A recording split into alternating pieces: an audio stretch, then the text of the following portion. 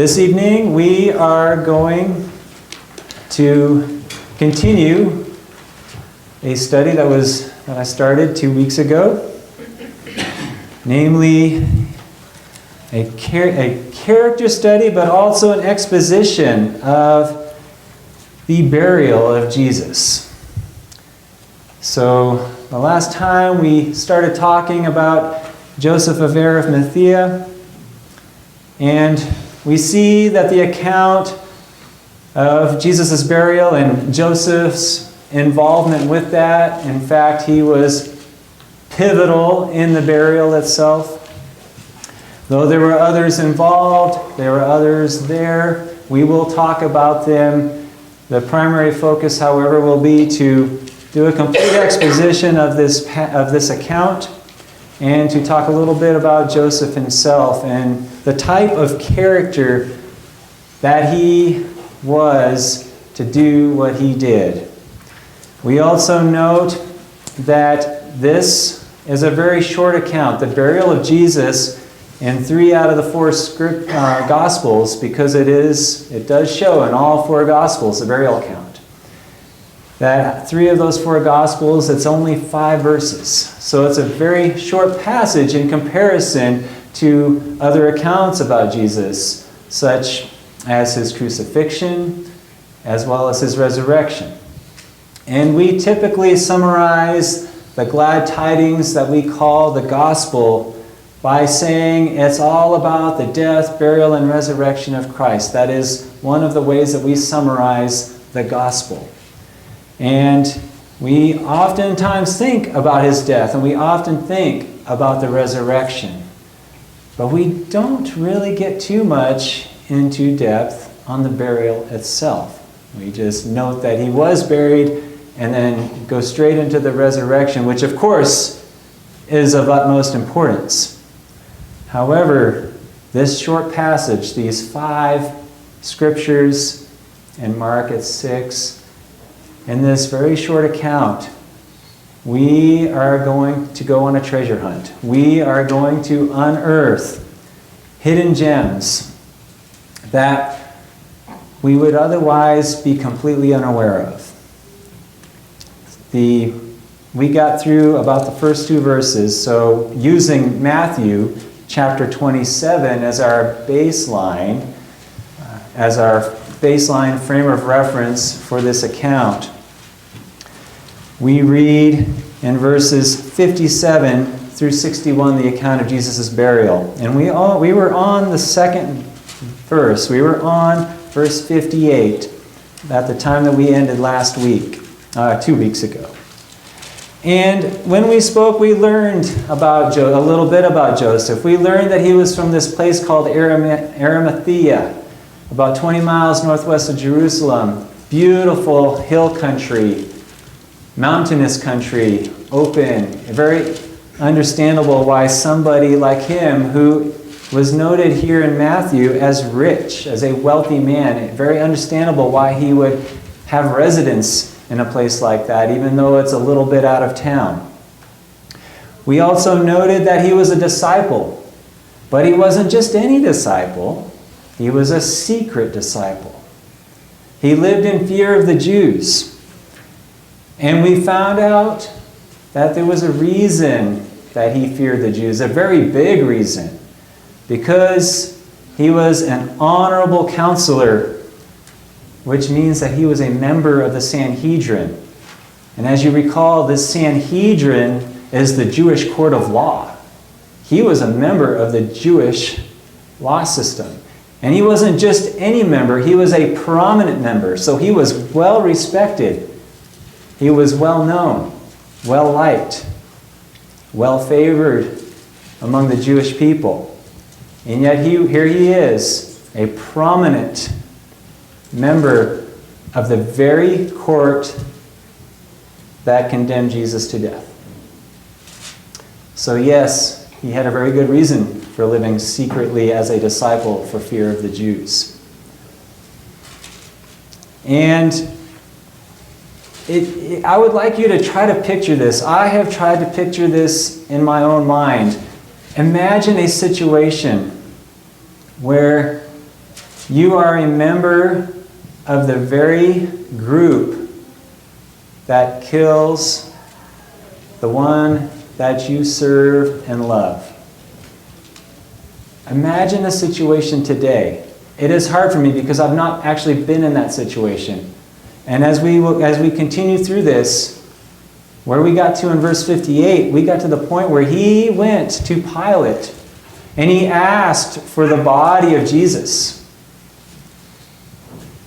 There is a reason the high members, those of the Sanhedrin and the Jewish people had Jesus crucified. They wanted him on display for all to see. And imagine the amount of courage that it had to take for this honorable member of the very group that put him on the cross, who wanted him on public display for others to see, to deter others from following Jesus himself. They did that with with purpose in mind. They wanted the world to see what happens when you do what Jesus did and when you follow what Jesus taught. And yet, even though he was a prominent member of that same group, he still had the courage to go ask for that body. Imagine that situation in your life today. I've never been through something like that. I hope I never do. But imagine the amount of courage that would take, because his very life could have been well at risk just by going to ask for the body. Another point I'd like to follow up on from last time, Mark chapter 14,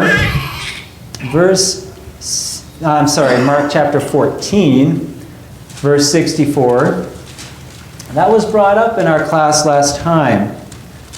And as you will see, the Gospel of Luke is the one gospel that said that Joseph did not consent to Jesus' death. You will see that in Luke chapter 23, verse 51. So that of the four gospel accounts of the burial, Luke is the one that stated that Joseph of Arimathea, member of the Sanhedrin, did not consent to Jesus' death. And we did discuss briefly Mark chapter 14, verse 64. This is Jesus before Caiaphas. This is the high priest. He went there before he went before Pilate. And of course, we know when he went to Pilate, that's when he was condemned to death. When the actual sentencing took place. But the Jews, they brought him to Caiaphas, to his own house. And in verse 64, you see, let's start back in verse 62. Because there was a little bit of discussion between him and Jesus. Jesus responds to Caiaphas in verse 62, Jesus said, "I am, and ye shall see the Son of Man sitting on the right hand of power and coming in the clouds of heaven." And of course, this is blasphemous to them. Then verse 63, it says, "Then the high priest rent his clothes and saith, What need we any further witnesses? Ye have heard the blasphemy, what think ye?" And listen to this. "And they all condemned him to be guilty of death." So, how can we have all condemning him to death, and we see in Luke that Joseph, a member of this group, did not consent to his death? An understanding of what a contradiction is important in this case, because some people might take those two verses and say, well, the Bible contradicts itself. And I would answer and say, no, because we need to understand what a contradiction really is. And so, what is a contradiction? By definition, it is a proposition, a phrase, or a statement that asserts or alleges both both truth and falsity in the same thing. In other words, one of the two things cannot, both of those things, the one that is true and the thing that is false, are in conflict with one another. They both cannot be true. It is impossible for something to be both true and false at the same time.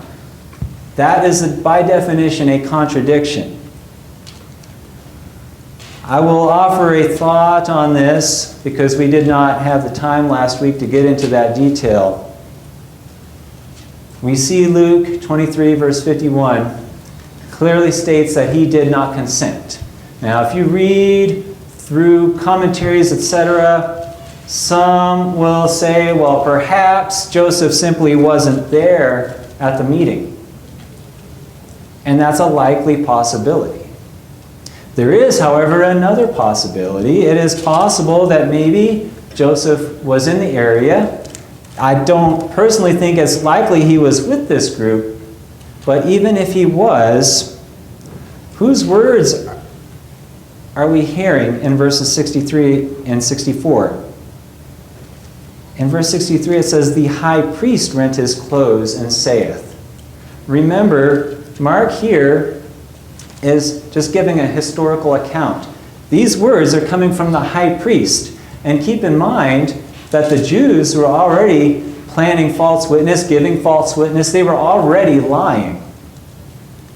So it is possible that in verse 64 that maybe, though albeit unlikely possibly, that Joseph, if he even was there, it doesn't mean he consented just because the high priest said that all consented and all condemned him. So just keep that in mind. There is no contradiction here. There are other possibilities to explain the situation. We don't know exactly where Joseph was at this time that they were at Caiaphas' house. But we can rest assured there is no contradiction and that Joseph did not consent to Jesus' death. And then I suspect at that early morning hour, all those charged up counselors on the Sanhedrin, they weren't following Robert's Rules of Order. They were not. Really, this was... They might have had a quorum, but they weren't worried about what everybody said. No, they were worried. They were concerned only for their own agenda, which was to get Jesus on the cross. And it would be a separate study, but many of you are aware there were a number of Jewish laws that the Sanhedrin broke in order to hang Jesus. They broke a number of their own laws, and there would be nothing to say something here or for this to be a possibility that maybe there was some present that did not consent, but we really don't know where Joseph was, so I wouldn't speculate on that. But just in case someone was to say that this is a contradiction, no, it is not. Yes, Roger. So Caiaphas, this is really a political office. Because the high priest doesn't have the power that he used to have at this time, so he's protecting his political office. So I'm not sure how much, religiosity he really had here. Well, it was also a very unlikely scenario for them to be dragging Jesus to his own house, beating him while Peter is outside hearing the rooster crow. It was just the whole situation was wrong in many different ways and against the Jews' own laws. So I just wanted to revisit that to bring some clarification as I did not have the time to do that last time. So we got to the part in Matthew 27, verse 58, where he asked for the body of Jesus. And we did briefly discuss, well, why wouldn't it have been one of his family members? Why wouldn't it have been someone who was related to him to go ask? We're going to see that Joseph really was key and instrumental, and he was the proper person to fulfill prophecy. He was the appropriate choice that God, as an instrument that God used to play a part of this plan of salvation that has been in effect since the beginning. And we see that maybe being a member of the Sanhedrin, for example, could have played to his advantage as we consider what happens next here in verse 58. Then Pilate commanded the body to be delivered. Pilate commanded it. If you see the parallel account in John chapter 19, verse 38, you'll see that Pilate states that Pilate permitted, he granted, or allowed, depending on the version that you are reading tonight. He permitted, he granted, he allowed the body to be turned over. Ultimately, he gave his consent. He had to. He was the only one who could give consent to give the body. We're going to see several things here. Possibly because he was a prominent member of the Sanhedrin, he likely had political influence. To have somebody like Joseph, a well-respected member of the Sanhedrin, come to him, Pilate, the governor, the only one who could release Jesus, there might have been some influence there. We're also going to talk a little bit about the centurion and his credibility. And then we'll also take a little bit of a look at the disposition of Pilate himself. So, before making the decision to hand the body over, he commanded the body to be turned over. We take a look in Mark chapter 15. We read there in verse 44 that Pilate marveled. And I have to hit on this. Paul has preached on words like awesome and marvel before. Those are very special words, not to be used commonly. They're very special words. Pilate marveled in Mark 15:44 that Jesus was already dead. By definition, he wondered. But he didn't just wonder. By definition, it was wondering with the possibility of admiration attached to it.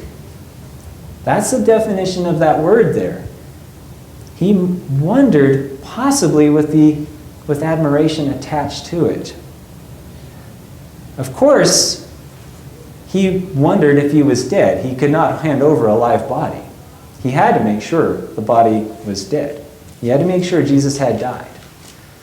And of course, this also plays in part with prophecy. Jesus had to die. Some assert that he did not die. And we'll see here and again and later on in our study that there is no question that Jesus indeed died and was buried. But he had to be sure. Pilate had to check to be sure. And so in Mark chapter 15, verse 44, he called the centurion to question him about Jesus' death. As you see, the centurion had to verify it. There would be no pretense to say that Jesus was alive. Even Matthew Henry, one of the more well-known commentaries, admits this. The centurion. We see that word "the." We call that a definite article. The centurion. This "the" indicates that this would have been the same centurion a few verses earlier in Mark. Let's take a look at Mark chapter 15, verse 39. And when the centurion, which stood over against him, saw that he so cried out and gave up the spirit, he said, "Truly, this man was the Son of God." Eyewitness. It's very likely that this is the same centurion mentioned just a few verses later. This can be further corroborated if you skip back to Matthew 27 again. Matthew 27, remember our passage of the burial account is from verses 57 through 61. Let's just back up a few verses to 54. This is part of what I call the 20-20 rule. To gain context of a passage, it's a good idea to read 20 verses before, 20 verses after. That's just a rule of thumb. But the idea being read what's before, read what's after. Verse 54. Now when the centurion and they that were with him watching Jesus saw the earthquake and those things that were done, they feared greatly, saying, truly this was the Son of God. So there were others there at that time, of course. It wasn't just the centurion. But we see that the centurion here, there are two accounts of this eyewitness testimony. We see that again in Luke, chapter 23, verse 47. So, upon witnessing Jesus' death and that which followed, we know that the temple veil was torn. We saw the earthquake. Remember, there was darkness for the last 3 hours of Jesus' life. We see immediately afterwards resurrection of saints. And he declared, the centurion himself declared, truly this man was a Son of God. How, with all of those signs, could he not come to that conclusion? Again, why would Pilate have marveled about Jesus' death? Obviously, he hadn't received prior confirmation of his death. He had to go to the centurion, and the centurion would have been a credible witness. Some of the commentaries speak to this. Some might say, go ahead, Hubie. The American Standard is Mark, I just lost it. 15. 45. Instead of body, it says corpse, which is important because a body can be laying asleep, but a corpse is dead. That's a good distinction. Yes. Instead of the word body, in verse 45, American Standard uses the word corpse. That would have been more accurate to the state of the body at that time, demonstrating that, yes, indeed, there was no life left in that body. Good point. So again, going back to Pilate, to the marveling of Jesus' death. Why would he have marveled? Well, we do know that crucified people can take days to die. And you will see this in commentators. You will see people speak to this. Well, it can take a number of days for someone to die from crucifixion.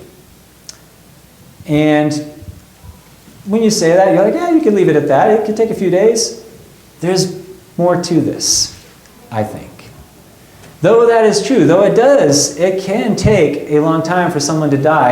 And some may allege that, well, maybe Jesus wasn't really dead. It could take days for it to die. Or the reason that Pilate was wondering and marveling at his death, that it happened so quick, is because it does take days to die.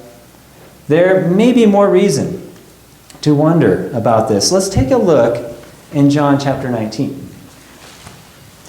We're going to go a little bit before the actual account of the burial itself. We're going to go back a few verses to John 19, verses 31 and 32. The Jews, therefore, because it was the preparation that the body should not remain upon the cross on the Sabbath day, for the Sabbath day was a high day, besought Pilate that their legs might be broken and that they might be taken away. Then came the soldiers and brake the legs of the first and of the other which was crucified with him. But when they came to Jesus and saw that he was dead already, they brake not his legs.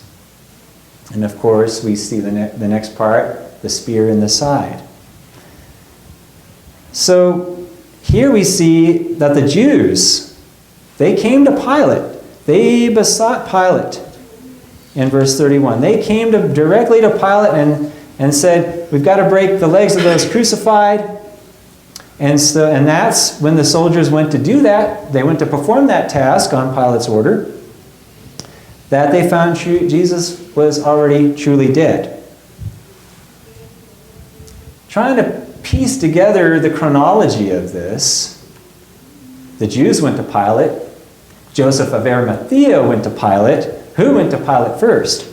Well, it's possible that Joseph did not delay in requesting Jesus' body, as Pilate may have just recently given the order to break the legs of those who were crucified in order to ensure that hasty death for the Sabbath was coming. This could mean that Joseph came in closely behind the Jews who besought Pilate. Pilate evidently was not actually at the scene of the crucifixion, and if that's true, he would not have known that Jesus gave up his spirit so soon without the need to have his legs broken. Again, the character of Joseph, the Jews and he, they're probably walking right past each other. Maybe not literally, but they're in the same town, they're in the same area, they're both going to the same people. They're in close proximity anyway. It's just imagine the amount of courage to know that you're already living secretly in fear, most likely for your own life, because you're a member of the group that has condemned Jesus to death, and you're going to the same person that they're already going to. Just think about the dangers that were wrought in that time. The danger to Joseph and the courage he had to have had to still approach Pilate. Go ahead, Dan. In John's account, it appears that Joseph moved the body at night, because it says Nicodemus came before Joseph moved the body with spices, 75 pounds, and that was at night. So they probably did all this under the cover of darkness, and then Nicodemus would have come, and then Joseph. The way mine's worded is like Nicodemus came to Jesus that night, talking about when he secretly came to Jesus. It says, Nicodemus, who had first come to him, capitalized H. And that's in verse 39? That's in 39. Well, isn't that talking about the previous when he came to him and he's telling him, you know, you were born? Yes. You born again? Yeah, I thought that's what that was referring to. But it says he came bringing a mixture of myrrh and aloes and Yeah, spices. Nicodemus was there. I think that was just like referring to who Nicodemus was. Yeah, that's what I'm thinking. I'll have to So to summarize for those who will watch on video, yes, Nicodemus, when he got involved, it was at night. And so there is a good possibility that when Pilate was approached by Joseph, that it may have already been dark. And there would have been cover of darkness. However, but we don't know that for sure. We don't know exactly the timeline and how much time it took, because it would have taken some time to go from Pilate back to the body, get the body down. So we don't know the exact timeline, but it could have been dark. We still know, however, that Pilate was approached by both Joseph as well as the Jews who were against Jesus. And we know that they were in proximity to each other. We also know that the Sabbath had not yet started. So anybody could have still been wandering the streets, dark or not. So just keep that in mind. Whether it was dark or not, there would have still... It was before 6. It was, yeah.